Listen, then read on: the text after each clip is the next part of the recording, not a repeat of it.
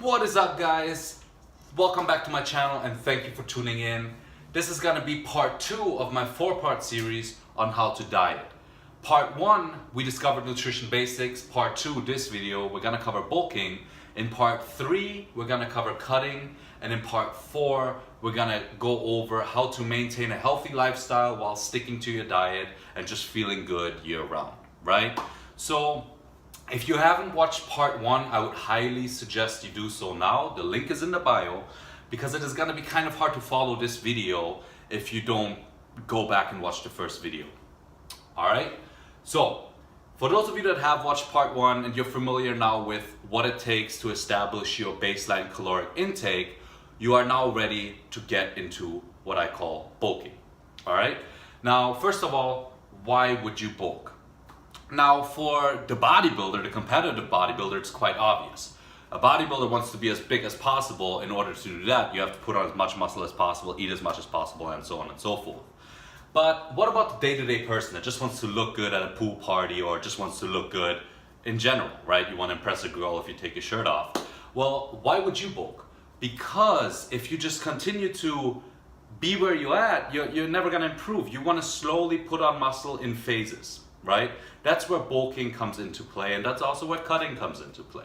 So before we start bulking, oh, by the way, I'm not gonna cover dirty bulking in this video because I don't believe that that's a good thing to do at all. Dirty bulking is pretty much you just shove whatever food you can find in your face, get as big as possible, as fast as possible, and first of all, that's super unhealthy. You know, I mean, your blood pressure is gonna go through the roof, cholesterol is gonna go to shit. So don't dirty bulk. So I'm not even gonna, I've never tried it, so I don't know anything about it, but we're not gonna talk about dirty bulking. We're just gonna cover lean bulking.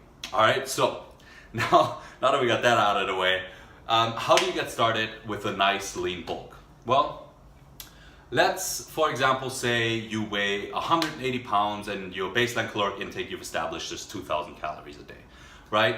First, you set yourself a goal, all right? So you look at yourself in the mirror and you say, okay, right now I'm 180 pounds, I look fairly lean and I'm ready to put on a little bit of size. So go up by 5 pounds. Don't bulk 20 pounds, don't bulk 30 pounds, go up by 5 pounds at a time, right? So your new goal weight is gonna be 185 pounds, right? So the next thing to do is you take your baseline caloric intake, which using the last video you've established how to do, and you add 15% to that caloric intake. So in this example, the baseline caloric intake would be 2,000 calories.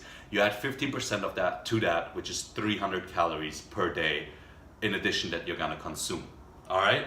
We're gonna go into when to add those calories in a minute, but first let's just go over the overall process of it. So day 1, you're eating 2,000 calories, you're stepping on the scale.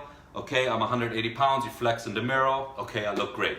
All right, now you add 300 calories to that. Then 2 to 3 days later, you weigh yourself again.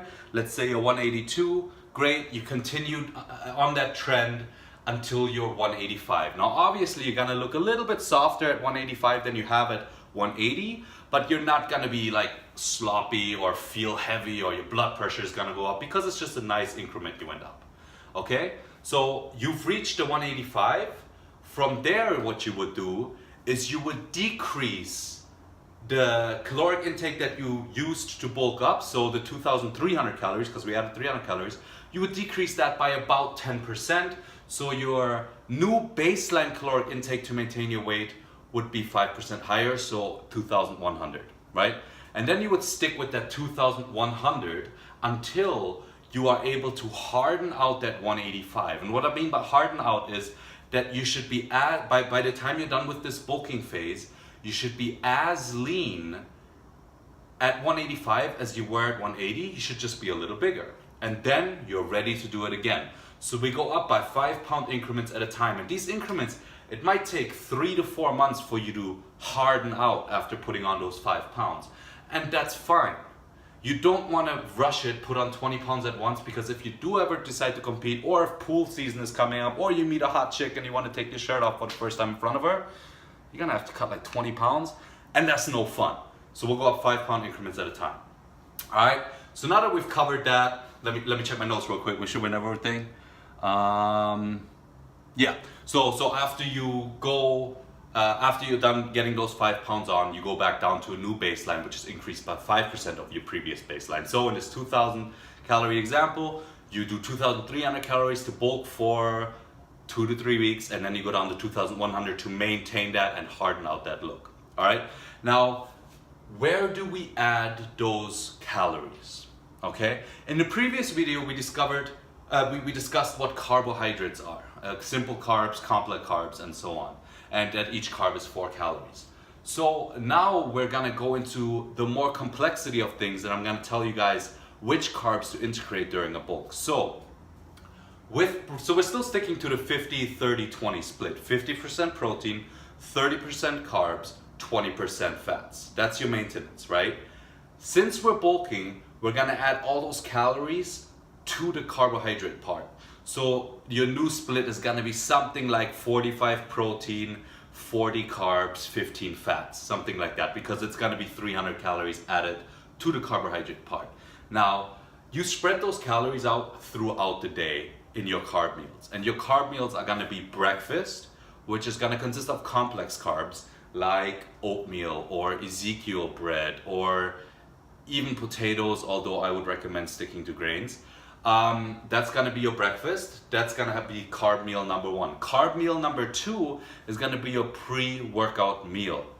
Now your pre-workout meal again is gonna consist of complex carbs, which again can be whole wheat pasta, Ezekiel bread. You pretty much just find a carb that works for you that is complex. Then after you're done at the gym, I want you to take 10 grams of dextrose, which is the simplest carb possible.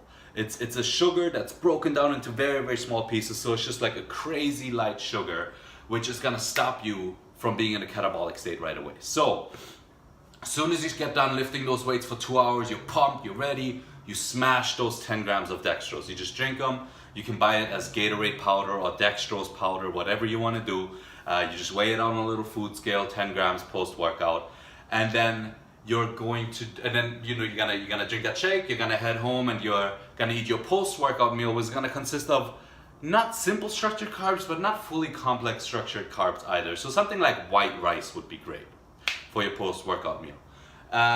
Then your final carbohydrate meal is gonna be dinner, and with dinner, you're going to do a slight amount of carbohydrates as well. Majority of your carbs should be with breakfast, pre-workout, post-workout meals, right? But some carbs, so save some of the carbs that you've added into your daily routine for dinner, because we are bulking and we want to give your body a chance to put on size over while you sleep.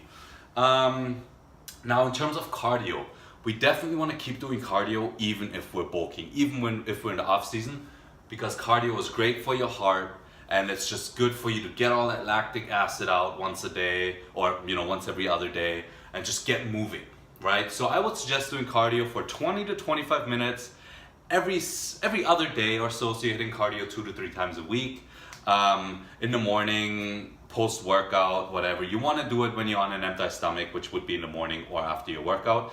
But even if you do it in the evening, you go for a nice walk or something, it doesn't need to be anything crazy, just a nice cardio, just to get the blood moving a little bit. 2 to 3 times a week, even during a bulk, is important to do, because the ultimate goal is to be healthy and feel good, and you're not gonna be healthy and you're not gonna feel good if your heart isn't doing good, right? Rest days. Now for rest days, during a bulk, personally, I take every 4th day off. So I'll go to the gym for 3 days, and then I won't go to the gym on the 4th day, because I go so heavy in the gym during the bulk, because I have this abundance of calories that I need a break. I would suggest doing at least 1 rest day a week during a bulk. During a cut, it's a little different, but we're gonna go into the next video. During a bulk, I would suggest doing at least 1 rest day a week, all right? If you need 2, take 2, but don't do them back to back. So you do 2 workout days, 1 rest day, 3 workout days, 1 rest day, or something like that. Don't do two rest days back to back. That's just a waste of time. So, and obviously a rest day doesn't mean you sit on the couch and watch TV all day. Even on a rest day, you should still be active. You just shouldn't be tearing up your muscles in the gym. So cardio is a great activity to do on a rest day, or going for a walk or something. You want to get up and play like 25, 30 minutes a day, right? I think Michelle Obama said that. So let's stick with that. Just get up and play, even on your rest day, but just don't go to the gym and lift weights 7 days a week, because that's just way too much for your body to handle, especially in the bulking and off season. You need to give your joints, first of all, and even your muscles time to recuperate, to heal, and to get bigger, right? So that's bulking. It's fairly simple. Again, majority of the carbs, so you are just going to add, those 300 calories are going to be pure carbs, and then when you go back down to your maintenance dose, you take those calories away from carbs again, and then you establish a new 50-30-20 split. So you have to up your protein a little bit, up your fats a little bit, and maybe even up your carbs a little bit to get back to that 50-30-20. That should always be your maintenance caloric. That should always be your, the composition of your macros during your maintenance phase. All right. Now with that whole 5% during maintenance, it might be slightly different. Again, we're just gonna have to go back to that first video, and you're gonna have to do the same process again once you've added those 5 pounds of going down in calories again to enter your maintenance phase, stepping on the scale, 4 days later, stepping on the scale, 4 days later, stepping on the scale, to see what your new baseline caloric intake should be. But it is usually up by about 5% after you've gained those 5 pounds. All right, that pretty much covers bulking. It's fairly simple. It's important to bulk, but just don't go crazy with it, because trust me, I've had to lose, what was it? I lost like 56 pounds in 12 weeks for one of my shows, and it fucking sucked. So don't make the same mistake. I didn't dirty bulk, I just lean bulked way too fucking much. All right, so like I still tracked my macros, but it was just, I don't know. We all live and learn, right? So stick to 5 pound increments until you feel like, all right, I've added those 5 pounds. I have a nice new 6-pack. I'm down to go up another 5 pounds, because ultimately the goal with fitness, not just bodybuilding, but fitness in general, is to look good and feel good about yourself 24/7. And you're not gonna do that if you dirty bulk 50 pounds. All right, so that's it. Thank you for tuning in. In 2 days, I'm gonna post a cutting video. Let me know if you have any suggestions. I'm actually gonna get a little bored, and I'm gonna get out of my kitchen and go into like my living room and actually draw shit out next time to make it easier. That'll be with the next series, but I'm gonna keep it with this How to Diet series in my kitchen, because this is where I make my diet. All right, thanks guys, have a good day, out.